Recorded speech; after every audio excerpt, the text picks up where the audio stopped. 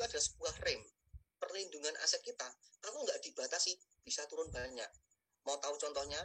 Di buku saya itu ada, saya sudah ketemu orangnya dan curhat.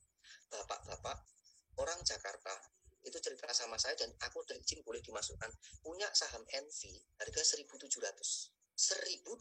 loh. Sekarang tinggal 50 perak. Minusnya di Porto minus 97%. Kalau belinya 5 juta, 2 juta enggak apa-apa. Belinya 1,3 M. Dari 1,3 M itu asetnya tinggal 30 juta. Gitu. Kenapa kok bisa seperti itu? Karena dia nggak mau cut loss dulu eman-eman. Makanya kalau kita itu gunanya teknikal, kemudian kita itu juga mempelajari ilmu-ilmu lainnya, itu gunanya apa? Untuk kita menentukan, kita juga harus mengakui kalau diri kita itu salah gitu loh. Jangan dipertahankan, ini yang kita lawan market nilainya gede sekali gitu loh. Dan bukan kayak ilmu matematika yang bisa hanya dihitung teori pasti. Makanya saya bilang cut loss ini bagi seorang trader itu penting sekali, wajib menurut saya. Apalagi scalper wajib. Salah satu senjata berarti ya cut loss ini untuk para scalper ya Mas? Ya, benar. Itu teman saya, itu si Daniel Halim, orang Palembang itu, kemarin dari Bukalapak itu aja udah cut loss hampir 5 miliar gitu kan. Tapi dia kenapa kok cut loss? Kalau mikirnya eman-eman, ya bisa jadi lebih parah lagi. Saya juga punya Umi dulu 140-an, belinya jumbo. Satu hari saya cut loss 1 M. Tetapi dari bulan Februari itu, kalau nggak tak cut loss, sampai sekarang mungkin minusnya udah 8 miliar lebih. Dan itu pun sampai saat ini belum balik ke harga BEP. Dan ketika di running trade saham rame, bank mini bank misalnya rame dan uangku misalnya tertahan di situ, ya saya cuma melongo. Karena apa? Nggak ada peluang uangku tertahan di bumi misalnya gitu. Nah, maka dari itu pentingnya cut loss itu menurut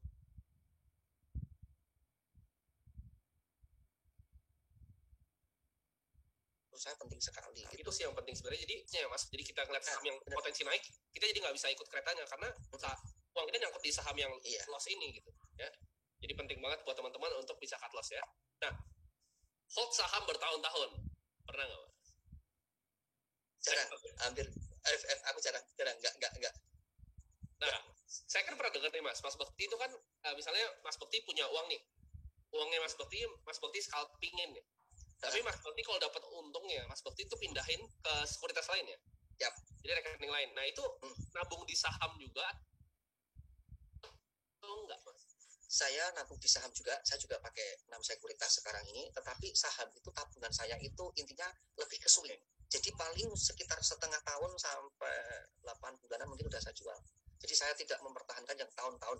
Cuman saya punya cita-cita tim ketika nanti saya sudah merasa agak sedikit, ya sudah mungkin usia 45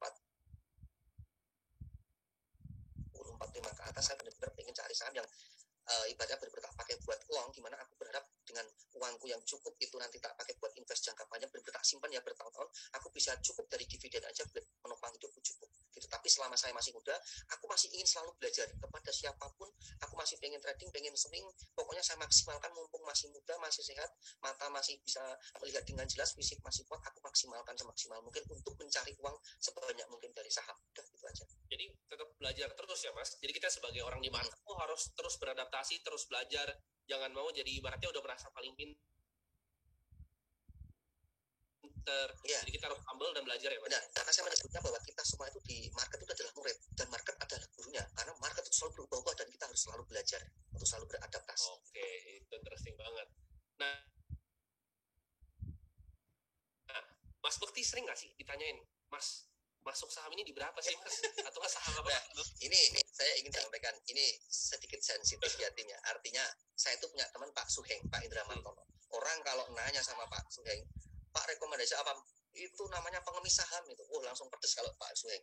Tapi kalau saya pribadi, aduh Pak, kok saya rasanya kalau ngomong gitu kayaknya nggak tega ya Pak ya gitu kan. Nah, tapi kalau saya boleh bilang pasti banyak Mas yang DM saya tanya-tanya gitu. Cuman ini menurut saya itu kadang ini loh, mindset yang harus diluruskan kepada teman-teman. Kadang orang tuh yang nggak tahu-taunya, yang mungkin mohon maaf, dia itu tanya, minta rekomendasi ya kan. Kadang udah ada orang yang posting-posting gitu kan, tapi nanti ujung-ujungnya ya kalau naik dipuji-puji, kalau nggak naik menyalahkan orang lain. Sifat menyalahkan orang lain loh. Padahal kadang saya misalnya saya edukasi, kadang saya pernah cuma pakai kaos friend sama nah itu kan. Kadang kalau iya, jadi kalau seperti itu yang paling penting tuh aku cuman nggak mau nunjuk harga itu karena sensitif. Tetapi yang perlu teman-teman ketahui bahwa kalian harus meluruskan, udah dikasih gratisan, stock pick, ya Anda harus cerna. kalau si A ini, kalau Belvin ini, kalau Bekti ini, ya ini kan ya sudah dicerna kira-kira ada di mana. Makanya kalau Anda memang pengen jago dan pinter, pertama harus belajar, yang kedua harus bisa menganalisa saham sendiri. Gak mungkin uang Anda itu yang nantinya saat ini yang Anda pakai berkembang jadi miliaran. Apa mungkin uang miliaran Anda itu Anda pertaruhkan hanya dari sekedar rekomendasi orang lain? Nggak mungkin. Anda harus jadi orang yang pintar, Anda harus jadi orang yang bisa belajar menganalisa sendiri. Tetapi kalau yang di awal-awal, saya memang kadang untuk saat ini ya, silahkan saya rekomendasikan untuk ikut grup-grup. Kenapa? Biar nggak kayak saya. Kalau saat ini kan Anda bisa langsung belajar gitu kan. Kalau saya kan kayak liar, bener-bener di kayak di alam trader gitu, bener-bener terbentuk dari market gitu. Tapi kalau sekarang udah ada misalnya ternak uang, ya udah ikut edukasinya itu. Nah, nanti dari situ Anda analisa, Anda harus belajar gitu. Betul. Jadi ini banyak banget ya Mas yang berarti yang nanyain gini ya. Mas Bekti pernah nggak beli saham satu lot? Nah, ini kita udah tahu jawabannya. Kalau untuk era 2000-an 11-12 pernah satu lot. Uang saya juga tipis di sana. Kalau sekarang berapa lot nih Mas kali tembak? Oh, kalau sekarang udah nggak pernah beli satu lot. Ya udah nggak pernah gitu aja Tim. Nanti nggak enak. Boleh bocorin nggak tuh? Kemarin kan ada sempat bursa ngadain ini ya. Ngadain charity sebenarnya, tapi dari fee transaksi broker kan. Sehari itu berapa Mas kalau boleh tahu teman-teman di sini? Itu yang kemarin yang dari YP saya 112 juta fee-nya. 112 juta ya, net fee-nya itu 112 juta net ya? Fee-nya. Kalau transaksinya udah di atas 100 M, ya itu yang dari YP. Aku yang lainnya aku nggak mau posting, nggak baik. Jadi kalian lihat dari YP satu broker aja, itu YP itu Mirai ya buat teman-teman yang nggak tahu, bisa sampai 100 juta, ya itu cuma fee-nya doang, gitu. Itu fee-nya doang sehari. Jadi kalian bayangin transaction volume-nya Mas Bekti ini berapa? Udah nyumbang berapa duit Mas ke YP kira? Makanya YP sekarang baik membuatin aku trading room di Jogja makanya gitu. Sampai dibikinin trading room. Aduh, gila, gokil banget Mas. Pernah nggak Mas kejebak saham ARB? Oh, ini sangat-sangat pernah sekali. Ada satu hal tragedi yang unik banget nih waktu itu membuat saya, tapi karena tekanan jual yang tinggi, sistem saya memang nge-lag lah, jadi benar-benar telat antri, masih di antri, nggak kemakan. Alhasil hari berikutnya kejebak berjilid-jilid. Nah, ini kadang pertanyaan seperti ini banyak yang tanya ke saya, Mas Bekti gimana solusinya? Saya cuma bisa bilang pasrah, saya bilang gitu. Ya memang, kenapa? Ya kamu kalau memang nggak mau kayak gitu, pertama jangan beli saham-saham yang volatilitas tinggi gitu. Yang kedua ya memang itu ya memang resiko, saya bilang gitu. Kalau kamu nggak siap resikonya jangan. Saya nggak pakai online trading, alasannya salah satunya itu sih Mas, saya takut nge-lag ya. Kayak misalnya kalau misalnya waktu nyari buka hari pertama tuh, kalau yang online trading pasti kayaknya nggak dapat sih kejar-kejaran. Nggak akan dapat. Kalau yang pakai dealer yang dapat kan. Jadi saya rasa itu juga alasannya kenapa saya nggak pakai online trading. Nah, kita mau bahas nih Mas, tips dan trik untuk para trader nih kira-kira. Nah, tips untuk jadi trader for living tuh apa sih Mas sebenarnya? Biar bisa jadi trading for living. Misalnya punya modal 10 juta. Mas Bekti saranin gimana? Apakah cari berapa saham dan caranya gimana? Kalau saya pribadi nih, yang pertama siapkan dulu uang dana cadangan untuk hidup. Ini penting. Jadi jangan semua uang dimasukkan saham, kita juga harus memikirkan keuangan kita. Artinya siapkan, sisihkan untuk tabungan kita, itu penting. Jadi misalnya nih, kalau saya pribadi waktu itu menerapkan 2 bulan sampai 3 bulan dulu. Kalau biaya hidup saya di Jogja nih misalnya 2 juta, ya siapin 4 juta dulu deh, 6 juta buat trading aja. Saya udah buktikan juga ternyata dengan 6 juta bisa kok buat trading. Nah, yang penting di situ jangan langsung berpikir untuk selalu cepat pengen kaya. Justru malah orang-orang yang seperti ini yang biasanya nggak awet di saham, karena dia selalu kayak mindsetnya pengen cepet-cepet mengalir aja. Kita di sini tuh kan menyesuaikan market, jadi kita harus mengalir. Nah, setelah kita itu menyiapkan dana cadangan untuk biaya hidup, baru kita trading. Kalau saya trading, karena kalau duit Anda kecil cuma 6 juta itu tadi, kalau Anda invest, Anda terus tinggal kemana-mana, maksudnya akan sangat lama sekali. Apalagi saat ini baru yang saham-saham blue chip juga masih belum nggak oke kan performanya, maksudnya untuk saat ini belum ada kenaikan yang signifikan. Nah, maka dari itu rekomendasi tetap trading. Nah, dari situ ya lebih kembali ke skill masing-masing. Asah skill dari situ. Yang paling penting, Anda harus selalu disiplin, selalu berpikir gimana caranya Anda kalau tidak sesuai harapan, Anda harus cut loss. Yang kedua, ketika profit, jangan lupa Anda amankan. Bungkus ya, jangan dibiarin turun lagi ya. Iya. Banyak juga tim orang yang dia langsung pengennya kayak compounding, gulung menggulung aset. Nah, maksudnya di sini tuh ketika Anda 6 juta, misalnya udah jadi 8 juta, jadi 10 juta, saran saya ambil dulu untuk memperpanjang biaya hidup Anda tadi. Anda tadi kan nyiapin 2 bulan, tambah dulu. Terus nanti profit tambah lagi, jadi gak diperpanjang dulu deh. situ trading kamu kembangkan. Nanti kalau kamu sudah mungkin mendapatkan lebih, udah luar biasa, pokoknya kamu jangan lupa safety, langsung kamu trading gitu aja. Oke, jadi fokus dulu ya, ada punya biaya hidup, itu step pertama, punya biaya hidup. Jadi misalnya dia biaya hidupnya 3 juta nih Mas, dia harus punya 6 sampai 9 juta lah ya. Iya. Lalu duit sisanya itu pakai buat trading biar nggak ganggu psikologi ya Mas. Benar sekali. Itu saya juga ngalamin dulu waktu masih muda, semua tak masukkan di saham dan salah kaprah, ternyata malah susah, malah justru kacau. Oke. Nah, buat teman-teman di sini, gimana caranya Mas untuk ngerti cara baca broker summary gitu. Biar nggak kegocek lah ibaratnya. Broker summary. Jadi kalau saya pribadi nih menafsirkan ini kan, kalau kita memang tujuannya dulu kita tuh mau trading apa swing, mau day trader apa mau swing dulu. Kalau memang kita tuh day trader, ya cukup yang kamu amatin. Kalau saya tuh cuman hari itu sama yang kemarin mungkin 2 hari ke belakang aja. Jadi jangan jauh-jauh broker summary-nya. Nah, yang saya baca adalah ketika sebuah broker ini mengalami akumulasi yang cukup signifikan, itu simpelnya kamu lihat dulu kira-kira dia itu udah jualan atau belum, secara brokernya aja ya. Tetapi ingat, ini juga masih mentah kalau saya bisa menyebutnya. Jadi harus ada kombinasi dengan yang lainnya, baik sentimen, respon pasar, dan juga chart teknikalnya. Karena kalau cuma broker summary, banyak orang yang crossing atau mungkin saham repo juga tuker-tukeran kenceng, volumenya gede, tapi nggak ada respon pasar, ya jangan diambil gitu. Jadi tetap harus kombinasi dengan yang lainnya. Nah, kalau foreign inflow gimana menurut Mas Bekti? Kalau menurut saya foreign itu kebanyakan diterapkan di saham-saham yang gede, blue chip. Kalau gorengan nggak mungkin, jarang asing koleksi saham gorengan itu sangat jarang sekali, hampir nggak gitu. Nah, kalau memang Anda masuknya di saham-saham yang mau cara baca broker summary-nya, ya itu tadi, kembali ke itu, kemudian Anda cari trade book-nya. Saya suka juga cari trade book di mana sih kira-kira harga saham itu transaksinya paling banyak terjadi.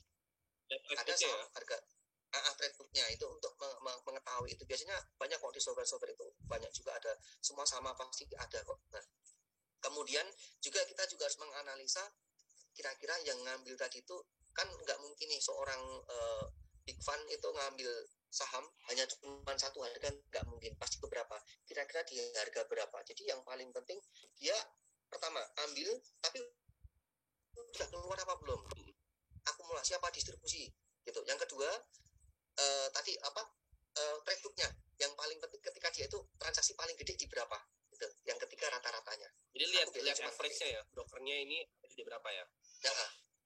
Mas Bakti kan Mas Bakti pasti ngelihat yang namanya running trade nih sebagai senjata scalper kan. Gimana caranya kita bisa tahu nih dari running trade kira-kira sahamnya ini yang mau naik tuh yang mana? Kenapa? Karena biasa kan ada yang promosi tuh, yang suka satu lot di jebret di spam order. Banyak banget kan gitu kan. Ya. Gimana cara bedainnya? Saya juga sering gitu spam. Jadi itu spam itu kan cuman kayak pancingan, orang menyebutnya pancingan. Tapi yang perlu kalian ketahui, ketika kalau itu cuma satu lot itu berarti pancingan gitu. Tapi kalau memang dia tuh pengen ngambil jumbo, pasti langsung dimakan gitu. Nah, kalau untuk screening, saya sebenarnya simpelnya gini, tim. Memang ini agak butuh waktu dan berproses. Seorang Michael Yo aja cerita sama saya, dia yang chartis Mas Bekti, saya itu mau belajar scalping butuh waktu tahunan juga gitu. Jadi bagi teman-teman kalau langsung bisa tiba-tiba langsung pengen kayak baca running trade, itu sebuah proses. Karena apa? Dulu di awal saya sudah bertahun-tahun mempelajari ya teknikal. Saya juga belajar loh metode discounted cash flow, cara ngitung earning per share, PBV. Aku belajar semuanya. Jadi kita tuh pelajari semuanya dulu. Nanti kita tuh lama-kelamaan akan bisa memilah-milah. Oh, saya tuh mau jadi trading, mau saya swing, mau saya scalping. Oh, ini mungkin nggak penting dulu. Fundamental saya abaikan dulu karena saya mau trading.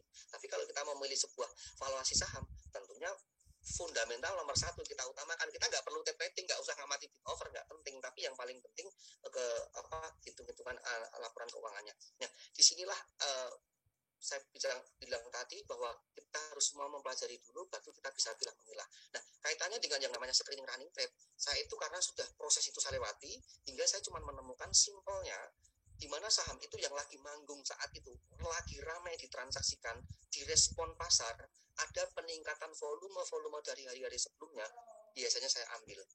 Saya analisa, saya lihat tape trading, bid offernya, saya lihat chartnya sepintas, kemudian saya lihat broker summary-nya. Kalau saya sudah cocok, saya beli. Biasanya range menarik saya itu, bagi saya itu 3-5% itu udah mulai saya amatin. Udah saya amatin, menarik saya beli. Ya simpelnya kalau tidak sesuai harapan saya akan cut loss. Saya pasti disiplin. Oke. Kalau tape trading Mas Bakti lihat dan detailnya juga nggak? Dari misalnya saham A nih, Mas Bakti liatin semua dan detailnya nggak? biasanya yang paling gedenya aja. Ketika ini tadi harga 100 saham friend ada yang narik, siapa sih gitu kan, langsung saya lihat dan historicalnya, saya lihat, kemudian saya analisa, ternyata asing masuk misalnya gitu, kemungkinan dia akum di sini, terus dia keluar belum sih gitu. Nah jadi seperti itu kurang lebih. Kalau broker yang Mas Bekti suka cari itu ada nggak Mas? Apa nih kira-kira di broker kamu gitu yang Mas Bekti suka cari gitu? Ya biasanya yang paling agresif aja sih gitu. Jadi ya mungkin kalau untuk sebenarnya gini, kalau saya pribadi menyimpulkan, broker aktif itu karena dia itu sebuah fenomena. Dulu 2018, 17, 18, siapa yang nggak kenal broker XA waktu saham bencok manggung? Pasti semuanya tuh heboh, ya kan? Sekarang MG mungkin yang sering jadi bahan obrolan para trader gitu. Saya juga pakai MG kok gitu, tapi nggak signifikan gitu. Tapi memang intinya di situ bahwa ada broker-broker tertentu yang memang kadang menjadi momok, atau mungkin orang retail, wah ini kalau dia masuk pasti masih oke, dia suka ngancurin harga dan sebagainya. Ya kadang memang itu kembali lagi ke kekuatan apa ya, si broker itu punya duit gede apa enggaknya gitu. Gitu. Oke. Jadi itu menarik banget ya. Gimana teman-teman? Kalian udah belajar belum nih cara teknik-tekniknya? Nah, Mas Bekti untuk entry-nya sendiri itu gimana Mas biasanya? Apakah cuma nyari 1 sampai 3 tick aja langsung bungkus atau gimana? Ya biasanya saya persentase sih, tim rata-rata mungkin range sekitar 3 sampai 5%, tapi kadang ada kalanya 5% tuh nggak kecapek, paling rata-rata biasa 2 sampai 3 atau 4% saya bungkus. Cuman kalau tidak sesuai harapan, yang saya maksud tidak sesuai harapan itu ketika saya beli saham tapi ternyata kok nggak habis-habis, istilah diisi terus gitu kan di kolom overnya, karena saya adalah tipe orang yang HK dan buki, bukan orang yang sistem antri-antri. Ketika saya ambil hajar kanan kok diisi terus dan dia nggak naik-naik, ya sudah, kadang saya jual BEP, kadang saya jual rugi, saya tukar dengan saham lainnya yang lebih baik. Dan saya paling cuma mengamati dua saham, rata-rata 2 saham in outnya. Kalau terlalu banyak masa bingung. Saya misalnya beli friend, ya kan, kemudian saya beli BAPP misalnya. Nah habis juga ini saya tunggu nih, mana yang naik duluan nih, ternyata kok BAPP udah naik 2%, 3 jual gitu kan. Terus mungkin friendnya belum, yowes uang ini tadi tak beli lainnya, kok ternyata kok friendnya lama banget, ada saham yang bagus, friendnya tak jual BEP, langsung tak tukerin samanya. Jadi benar-benar in-out saling berganti gitu. Jadi Mas Bekti cuma haki doang ya? Jadi nggak pernah antri-antri bawah itu nggak pernah ya? Nggak. Itu dengan catatan konsep saya scalping ya, bukan swing dan sebagainya. Jadi memang benar-benar ini sudah tak niatin untuk scalping, saya seperti ini gitu. Oke, jadi tergantung sahamnya aja ya. Kalau misalnya friend dia belum naik ya dipotong BEP aja, terus pindahin lagi ke saham yang kira-kira dapat 2%, bungkus 2%-nya pindahin lagi, cari lagi, bungkus lagi 2%. Sehari target Mas Bekti itu dapat berapa Mas? Kalau untuk target pastinya saya sebenarnya nggak pernah mentargetkan tim. Saya cuma mengalir karena saya cuma punya prinsip. Dulu pernah mentargetkan tapi malah menjadi beban. Wah ini kayaknya belum target hari ini, maka jadi beban. Nah, padahal market ini kan suatu hal yang nggak pasti. Jadi aku harus mengalir aja, ngikutin market. Kadang ada hari Senin loss, karena aku lebih memikirkan perlindungan aset ya. Selasa loss, Rabu naik dikit, Kamis loss. Tapi Jumat bisa jadi malah memulihkan yang sebelum-sebelumnya tadi, bahkan bisa jadi profit gitu. Oke. Jadi gini Mas, kalau misalnya loss-nya berhari-hari nih, misalnya let's say 4 hari loss, itu kan mentalnya lumayan tuh Mas ya kan. Itu cara recovery mentalnya gimana? Atau break dulu atau gimana? Kalau saya udah punya prinsip deh. Saya punya prinsip gini, semua yang saya dapat ini saya peroleh ini dari market. Jadi kalau memang saya itu cut loss atau berkurang, saya cuma berpikir ini diambil sebagian dari market dan saya masih punya kesempatan untuk memulihkan di esok hari. Jadi saya cuma menenteramkan diri saya sendiri gitu. Aku masih berkeyakinan besok pasti bisa pulih. Cuman timingnya aja saat ini yang salah. Cuman kalau saya pagi-pagi udah trading loss 3 kali 4 kali loss, aku rest dulu deh hari itu. Nanti kalau tak terusin, justru yang trading itu bukan karena aku benar-benar pengen trading cari profit, tapi justru emosionalku yang berperan. Waduh, aku udah di loss baru pagi-pagi udah loss, ini pasti nanti balas dendam kalau nggak dikontrol. Makanya psikologis trading atau pengontrolan diri seorang trader itu penting banget, bahkan menurutku nomor 1 tuh kekuatannya di situ. Jadi di saham itu yang paling penting psikologinya ya Mas ya. Berarti kita gimana cara kita handle market itu lebih penting ya. Iya, penting banget itu menurut saya. Karena kalau nggak dikendalikan bisa jadi juga over trading, udah profit. Kalau nggak dikendalikan juga dia pasti juga akan profit kejar terus. Dia juga ujung-ujungnya nanti bisa loss gitu, mah bisa habis semua yang dia peroleh. Nah itu dia, makanya kadang sifat yang namanya harus siap legowo atau mungkin ikhlas menerima, kemudian sifat bersyukur. Mas Bekti, saya itu jualan saham tapi habis tak jual malah naik gitu. Kamu ini udah dikasih profit aja masih protes. Kalau kamu dikasih loss juga protes lagi gitu, enggak gitu. Yang paling penting bersyukur ya. Sifat bersyukur itu juga penting menurut saya. Jadi seorang trader itu benar-benar kayak bermain semuanya. Beda dengan seorang investor atau mungkin yang swing di mana dia cara kerjanya memang nggak terlalu intensif dengan market. Kalau kita tuh kan menghadapin monitor trading depan layar, ini benar-benar semuanya berperan. Energi, konsentrasi, emosi, deg-degan itu juga semuanya berperan. Jadi harus dikontrol banget gitu. Oke. Jadi mindset yang harus dimiliki seorang trader tuh apa sih, Mas? Paling penting kayak 3 hal deh mindsetnya. Menurut saya mindset yang paling penting itu seorang trader adalah yang pertama bahwa kalau dia itu seorang trader, dia itu harus berani disiplin cut loss, menurut saya gitu. Harus wajib, karena itu perlindungan asetnya. Yang kedua, karena seorang trader itu kalau diikutin nggak ada habisnya kan. Dia itu ketika dia itu trading udah pernah profit. Pertanyaan saya, apakah hari berikutnya dia akan berhenti? Nggak mungkin, karena dia udah merasakan enak. Maka dia itu harus dikontrol. Yang kedua, psikologis tradingnya. Yang ketiga, kalau udah mendapatkan cuan, jangan lupa amankan. Itu yang saya tekankan, yang saya terapkan sampai saat ini, dan alhamdulillah berhasil. Saya cuma gitu, tim, berbeda dengan dulu benar-benar cuma kayak trading itu asal-asalan aja. Tapi kalau kita itu yang namanya trading harus punya trading plan, mindset diluruskan, money management kita juga harus dibenarkan gitu kan. Jadi itu penting banget. Jadi yang pertama kita harus disiplin cut loss, jadi tahu kalau misalnya kita memang udah salah ya cut loss gitu.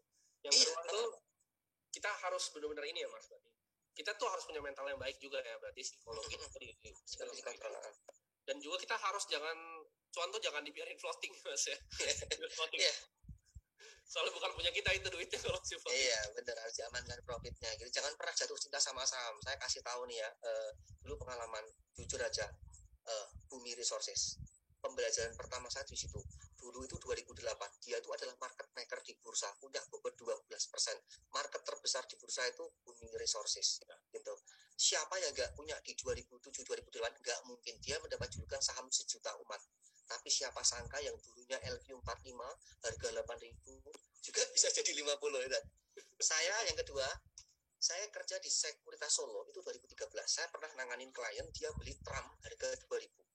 Tram itu jangan salah, alumni LQ45 loh dia itu, gitu kan. Tapi sekarang kayak apa? Jadi jangan jatuh cinta sama saham. Kadang ada kalanya yang saham itu bisa juga yang seperti itu.